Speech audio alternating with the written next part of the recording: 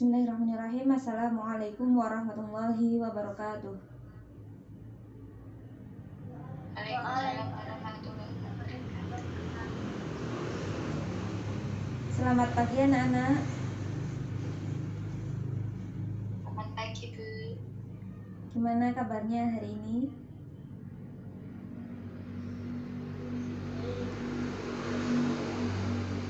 Ya, baik.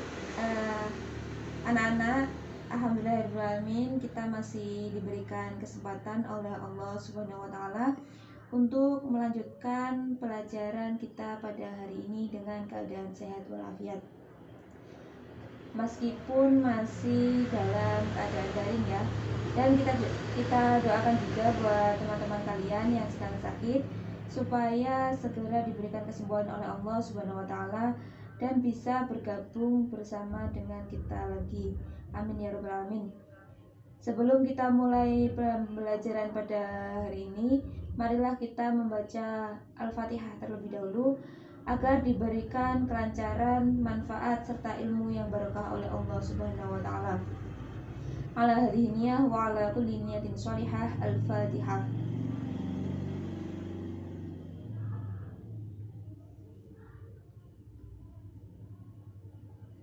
Amin amin ya rabbal alamin. Jangan lupa sambil mengisi absen di link yang sudah saya kirimkan di grup kelas ya. Baik. Iya, Bu. Setelah kemarin kalian belajar dengan guru kalian Pak Mujib mengenai materi bab yang pertama yaitu tentang fikih dan perkembangannya, hari ini kita akan belajar tentang materi bab yang kedua yaitu tentang penyelenggaraan jenazah. Nah baik, saya akan share screen materi kita pada hari ini dari PPT. Silahkan sambil disimak ya.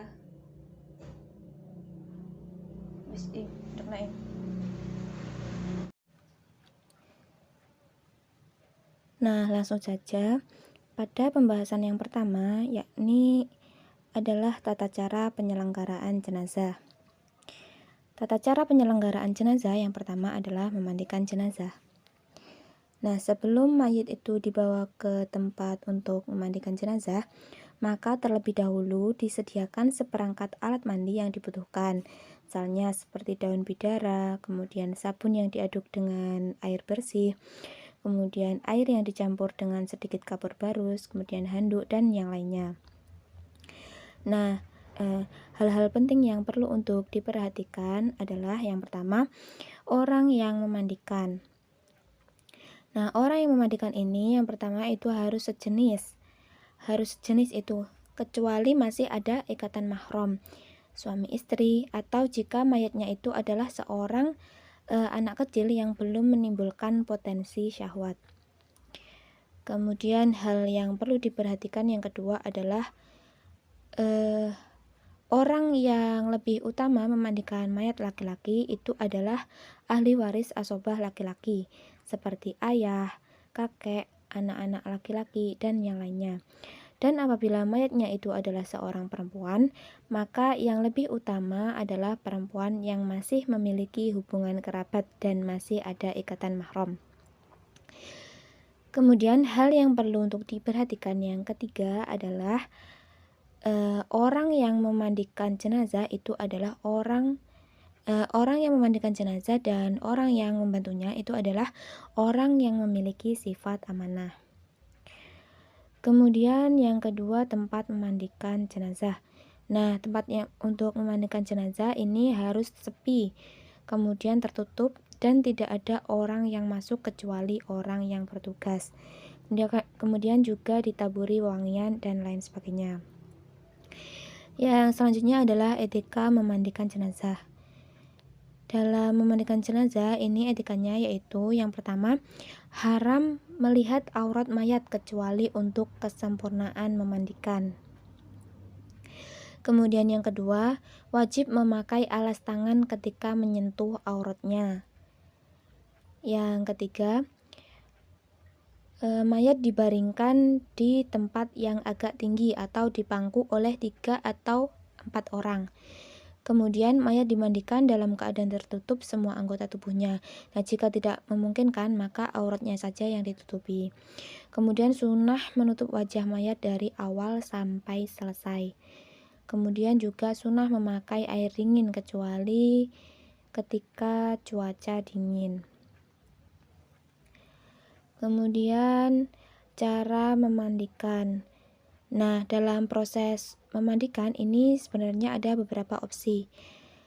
Dan ini disesuaikan dengan keadaan yang ada. Di sini kita akan membahas mengenai atau tentang batas minimal kesempurnaan. Batas minimal kesempurnaan dalam memandikan jenazah. Yaitu yang pertama adalah mendudukkan mayat dengan posisi agak condong ke belakang. Kemudian yang kedua, pundak mayat disanggah tangan kanan orang yang memandikan, dengan ibu jari diletakkan pada tengkuk agar supaya kepala mayat tidak miring. Kemudian yang ketiga, punggung mayat disanggah lutut kanan orang yang memandikan. Kemudian yang keempat, perut mayat diurut dengan tangan kiri secara pelan-pelan oleh orang yang memandikan secara berulang-ulang, agar kotoran yang ada di perut mayat itu dapat keluar, dan kemudian mayat disiram dengan air. Selanjutnya, cara yang kelima adalah mayat ditidurkan dengan posisi terlentang. Kemudian setelah itu 2 lubang kemaluan dan aurat mayat lainnya dibersihkan dengan menggunakan tangan kiri yang dilapisi dengan sarung tangan atau kain. Kemudian yang selanjutnya adalah membersihkan gigi mayat dan kedua lubang hidungnya dengan jari telunjuk tangan kiri yang beralaskan kain basah. Dan jika tidak terkena kotoran, maka harus disucikan terlebih dahulu. Kemudian mayat diwudukan persis seperti wudunya orang yang hidup, baik rukun maupun sunahnya. Nah, adapun niat dalam mewudukannya itu adalah nawaitul wudu al-masnuna lihadal mayyiti. Nah, kemudian mengguyurkan air ke kepala mayat, kemudian jenggot, dan memakai air yang telah dicampur daun bidara atau sampo. Kemudian menyisir rambut dan jenggot mayat yang tebal dengan pelan-pelan memakai sisir yang longgar bagi mayat yang sedang melaksanakan ihram, agar tidak ada rambut yang rontok. Nah, kemudian mengguyur bagian depan anggota tubuh mayat dimulai dari leher sampai telapak kaki dengan memakai air yang telah dicampur dengan daun bidara atau sabun. Kemudian yang selanjutnya adalah mengguyur sebelah kanan bagian belakang anggota tubuh mayat dengan agak memiringkan posisinya, mulai dari tengkuk sampai ke bawah. Kemudian sebelah kiri juga dimulai dari bagian tengkuk sampai ke bawah. Kemudian yang selanjutnya adalah mengguyur seluruh tubuh mayat mulai kepala sampai kaki dengan air yang murni, artinya tidak dicampur dengan daun bidara atau lainnya. Nah, hal ini itu bertujuan untuk membilas sisa-sisa daun bidara, sabun, atau sesuatu yang ada pada tubuh mayat dengan posisi mayat dimiringkan. Kemudian yang selanjutnya adalah mengguyur seluruh tubuh mayat untuk kesekian kalinya dengan memakai air yang dicampur sedikit kapur barus pada mayat yang sedang tidak melaksanakan ihram. Pada saat basuhan terakhir ini disunahkan untuk membaca niat, yaitu jika mayatnya itu adalah laki-laki, maka niatnya nawaitul ghusla an hadal mayyiti atau nawaitul ghusla listibahatis sholati alaihi. Nah, jika mayitnya itu perempuan, maka membaca niat nawaitul ghusla an hadhil mayyiti atau nawaitul ghusla listibahatis sholati 'alaiha. Kemudian untuk tata cara yang kedua dalam penyelenggaraan jenazah adalah mengkafani jenazah. Nah, sebelum mayat itu selesai dimandikan, maka disiapkan dulu 5 lembar kain kafan bersih dan berwarna putih yang terdiri dari baju kurung, surban, dan 3 lembar kain lebar yang digunakan untuk menutupi seluruh tubuh. Nah, itu tadi untuk mayat laki-laki.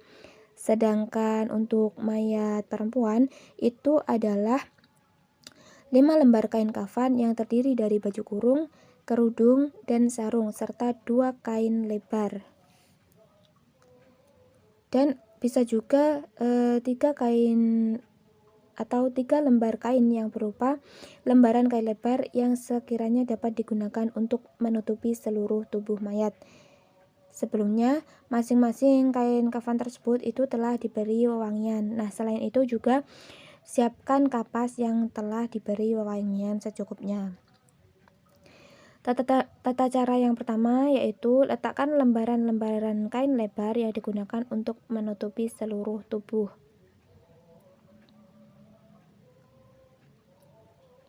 Kemudian baju kurung, lalu surban untuk mayat laki-laki atau sarung, lalu baju kurung dan kerudung untuk mayat perempuan. Kemudian letakkan mayat yang telah selesai dimandikan dan diberi wewangian dengan posisi terlentang di atasnya dan posisi tangan disedekapkan. Kemudian letakkan kapas yang telah diberi wewangian pada anggota tubuh yang berlubang, yakni meliputi kedua mata, kemudian kedua lubang hidung, kedua telinga, mulut, 2 lubang kemaluan, dan tambahkan pula pada anggota-anggota sujud yaitu kening, kedua telapak tangan, kedua lutut, kedua telapak kaki, serta anggota tubuh yang terluka. Kemudian mengikat pantat dengan sehelai kain yang kedua ujungnya dibelah 2. Cara mengikatnya yaitu letakkan ujung yang telah dibagi 2 tersebut. Kemudian arah depan kelamin, lalu masukkan ke daerah di antara kedua paha sampai menutupi bawah pantat. Nah, selanjutnya kedua ujung bagian belakang itu diikatkan di atas pusar dan 2 ujung bagian depan itu diikatkan pada ikatan tersebut. Lalu mayat dibungkus dengan lapisan pertama, kemudian dari sisi kiri dilipat ke kanan, kemudian sisi kanan dilipat ke kiri, sedangkan untuk lapis kedua dan ketiga sebagaimana lapis pertama. Bisa pula lipatan pertama, kedua, dan ketiga itu diselang-seling. Nah, hal tersebut itu dilakukan setelah pemakaian baju kurung dan surban bagi laki-laki atau sarung, kerudung, dan baju kurung bagi perempuan. Selanjutnya, setelah mayat dibungkus, sebaiknya diikat dengan beberapa ikatan agar kafan tidak mudah terbuka saat dibawa ke pemakaman. Sedangkan untuk mayat perempuan itu ditambah ikatan di bagian dada. Nah, hal itu berlaku bagi mayat yang tidak sedang ihram. Jika mayatnya itu berstatus muhrim, maka tidak boleh diikat bagian kepalanya dan dibiarkan terbuka. Nah, hukum ini berlaku bagi laki-laki, sedangkan untuk perempuan hanya bagian wajahnya saja yang dibiarkan terbuka. Kemudian untuk tata cara penyelenggaraan jenazah yang ketiga adalah mensolati jenazah. Nah, syarat-syarat dalam sholat jenazah ini yang pertama adalah jenazah telah selesai dimandikan dan suci dari najis, baik tubuh, kafan, ataupun tempatnya. Kemudian syarat yang kedua adalah orang yang mensolati itu telah memenuhi syarat-syarat sah melakukan sholat. Kemudian syarat yang ketiga adalah posisi musolli berada di belakang jenazah jika jenazahnya laki-laki. Dan bagi imam atau munfarid itu sebaiknya berdiri tepat pada kepala. Jika jenazahnya adalah perempuan, maka posisinya adalah tepat pada pantat. Kemudian syarat yang keempat adalah jarak antara mayat dan musolli atau orang yang mensolati itu tidak melebihi 300 dhira' atau kurang lebih 144 meter jika sholatnya itu dilaksanakan di luar masjid. Kemudian syarat yang kelima adalah tidak ada penghalang di antara keduanya.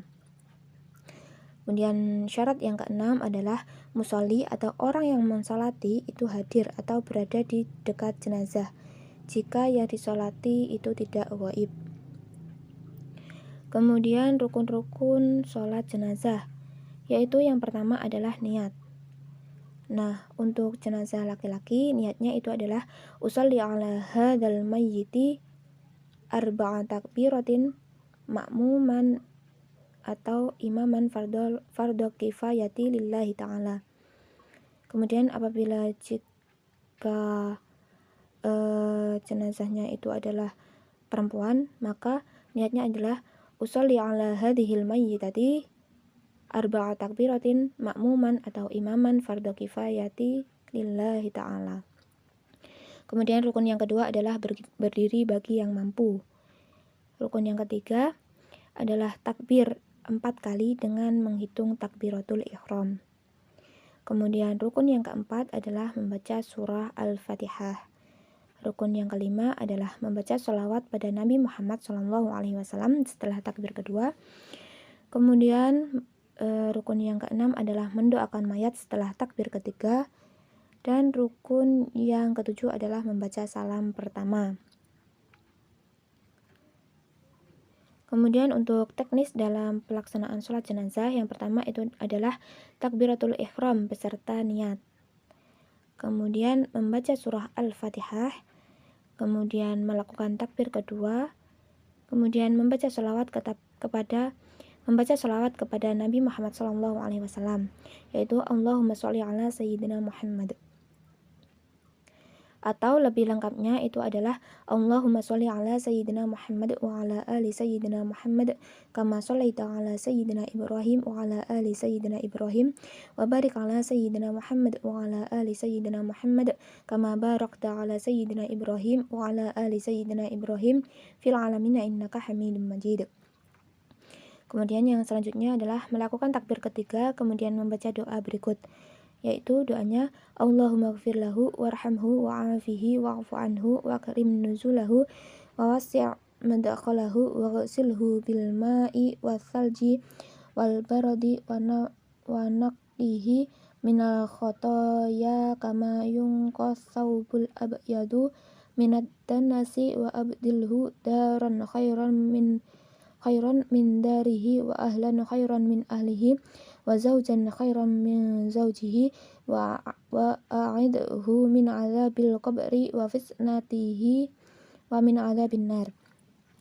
Kemudian melakukan takbir keempat dan disunahkan membaca doa Allahumma la tahrimna ajrahu wa la taftina ba'dahu wa ghfir lana wa lahu. Kemudian yang terakhir adalah membaca salam Assalamualaikum warahmatullahi wabarakatuh. Kemudian pada tata cara penyelenggaraan jenazah yang keempat adalah memakamkan jenazah.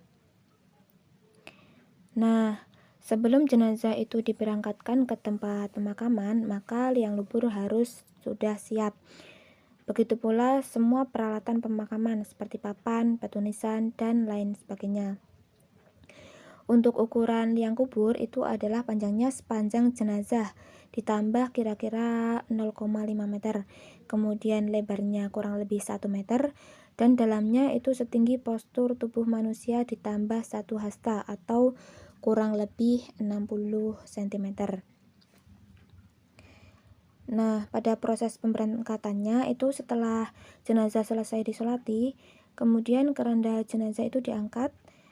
Kemudian setelah itu salah satu dari wakil keluarga itu memberikan kata sambutan yang isinya adalah permintaan maaf kepada para hadirin dan handai taulan, kemudian pemberitahuan tentang pengalihan urusan hutang piutang kepada ahli waris, kemudian persaksian atas baik dan buruknya amal perbuatan si mayat, dan kemudian sekedar mauidhah hasanah. Kemudian cara mengantarkan jenazah itu yang pertama, pada dasarnya dalam mengusung jenazah itu diperbolehkan dengan berbagai cara. Namun disunahkan meletakkan jenazah di keranda dengan diusung oleh 3 atau 4 orang, yakni 1 orang di depan dan 2 orang yang lainnya di belakang atau masing-masing 2 orang. Nah, sedangkan pengusung itu sebaiknya dilakukan oleh orang laki-laki. Kemudian dalam pengusungan jenazah itu hendaknya posisi kepala jenazah berada di depan. Kemudian pengiring jenazah itu sebaiknya ada di depan dan dekat dengan jenazah. Kemudian mengiring jenazah dengan jalan kaki lebih baik daripada berkendaraan. Kemudian bagi pengiring itu disunahkan berjalan agak cepat. Kemudian untuk proses pemakaman jenazah itu yang pertama adalah setelah jenazah sampai di tempat pemakaman, keranda diletakkan di arah posisi kaki mayat untuk Indonesia pada arah selatan kubur. Kemudian secara perlahan jenazah dikeluarkan dari keranda, dimulai dari kepalanya, lalu diangkat dalam posisi agak miring dan kepala menghadap kiblat. Kemudian diserahkan pada orang yang ada di dalam kubur yang sudah siap untuk menguburkannya. Nah, hal ini bisa dilakukan oleh 3 orang. Yang pertama bertugas menerima bagian kepala, kemudian orang yang kedua bagian lambung, dan orang ketiga bagian kaki. Nah, bagi orang yang menyerahkan jenazah itu disunahkan membaca doa Allahumma ftah abwaabas samaa'i li ruhihi wa akrim manzilahu wa wasi' lahu fi qabrihi. Kemudian bagi yang meletakkan itu disunahkan untuk membaca doa Bismillahi wa ala millati Rasulillahi sallallahu alaihi wasallam. Nah, kemudian jenazah diletakkan pada tempat tersebut atau dasar makam dengan posisi menghadap atau miring ke arah kiblat serta kepala di arah utara. Tali-tali terutama yang ada pada bagian atas supaya dilepas agar wajah jenazah terbuka. Nah, kemudian pipi jenazah ditempelkan atau menyentuh tanah. Kemudian pada saat proses pemakaman ini setelah liang kubur ditutup dan sebelum ditimbun tanah, bagi pentakziah atau orang yang ada di sekeliling itu disunahkan dengan kedua tangannya untuk mengambil 3 genggaman tanah bekas penggalian kubur. Kemudian menaburkannya ke dalam kubur melalui arah kepala mayat. Pada taburan pertama itu sunnah membaca minha khalaqnakum Allahumma laqinhu indal mas'alati hujjatahu. Kemudian pada taburan kedua itu membaca wa fiha nu'idukum Allahumma ftah abwaabas samaa'i li ruhihi. Dan kemudian pada taburan yang ketiga itu membaca wa minha nukhrijukum taratan ukhra Allahumma jafil arda an jambaihi. Nah, setelah itu salah satu di antara pengiring itu membaca azan dan iqamah di dalam kubur. Kemudian di atas mayat itu ditutup dengan papan dan lubang-lubangnya itu ditutup dengan bata atau tanah. Nah, khusus untuk liang lahat, lubang yang ada di dalamnya itu ditutup dengan tanah dan bata. Kemudian liang kubur ditimbun dengan tanah sampai kira-kira setinggi 1 jengkal dari permukaan tanah. Kemudian disunahkan lagi untuk memberi atau memasang 2 nisan. Nah, juga disunahkan untuk menaburkan bunga, memberi minyak wangi, meletakkan kerikil, serta memercikkan air di atas makam. Nah, selanjutnya salah satu wakil keluarga atau orang yang ahli ibadah itu mentalkin mayat. Bagi orang yang mentalkin itu duduk dengan posisi menghadap bagi orang yang mentalkin itu duduk dengan posisi menghadap ke timur dan lurus dengan kepala mayat. Dan bagi pentakziah itu sebaiknya berdiri. Nah, dalam pembacaan doa talqin ini disunahkan untuk diulang sebanyak 3 kali. Kemudian yang selanjutnya adalah selesai pentalkinan, pihak keluarga dan pentakziah itu sebaiknya tidak bergegas untuk pulang. Akan tetapi tinggal sebentar untuk mendoakan mayat agar dipermudah oleh Allah Subhanahu wa taala untuk menjawab semua pertanyaan yang diajukan oleh malaikat mungkar dan malaikat nakir. Nah, kemudian hikmah yang dapat diambil dari bab ini itu adalah jadi dengan menelaah dari awal prosesi penyelenggaraan sampai akhir, maka dapat diambil hikmah yang ada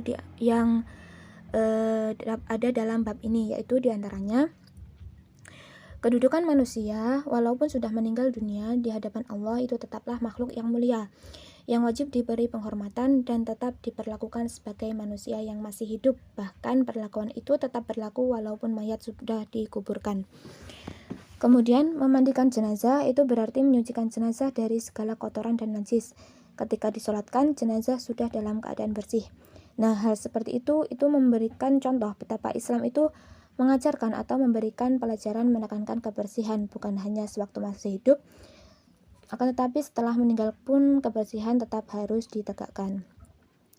Kemudian, mengkafani mayat berarti itu menutup seluruh tubuh mayat dengan kain atau apa saja yang dapat melindungi dari pandangan yang akan menimbulkan fitnah apabila tanpa pelindung. Nah, hal ini itu akan menambah keyakinan kepada diri seseorang, baik famili, handai taulan, serta tetangga, bahwasanya kehormatan seseorang itu bukan hanya terletak pada kemampuan, kepemimpinan, dan kekuatan, akan tetapi yang paling dasar adalah pada kesanggupan melindungi atau menutupi dari pandangan yang dapat mendatangkan fitnah dan celaan. Kemudian mensolati jenazah itu berarti mendoakan mayat. Isi doa adalah permohonan agar mayat mendapatkan ampunan, kasih sayang, dan terlepas dari siksa kubur dan siksa akhirat. Nah, ini menunjukkan bahwa betapa tinggi nilai persaudaraan Islam sehingga melihat seorang muslim meninggal tidak rela saudara muslim mendapat musibah atau cobaan. Kemudian keseluruhan penyelenggaraan jenazah itu difardu kifayahkan kepada umat Islam. Nah, kewajiban ini akan mendorong setiap orang untuk mempererat dan senantiasa berusaha meningkatkan persaudaraan sesama muslim sesama hidup.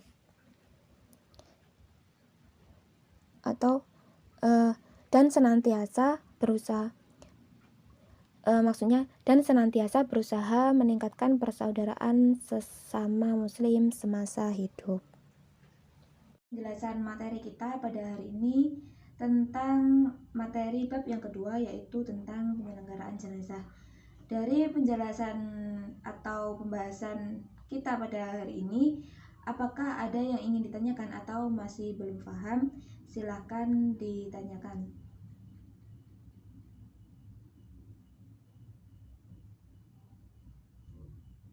Saya belum mau tanya. Ya, silahkan Mbak Bila. Kan kalau misalnya ini meninggalnya itu di tengah laut, misalnya kayak naik pesawat terus jatuh kan meninggal di tengah laut, terus gak ditemukan jasadnya, gimana itu mensolatinya? Nah, baik, pertanyaan yang bagus dari Mbak Bila.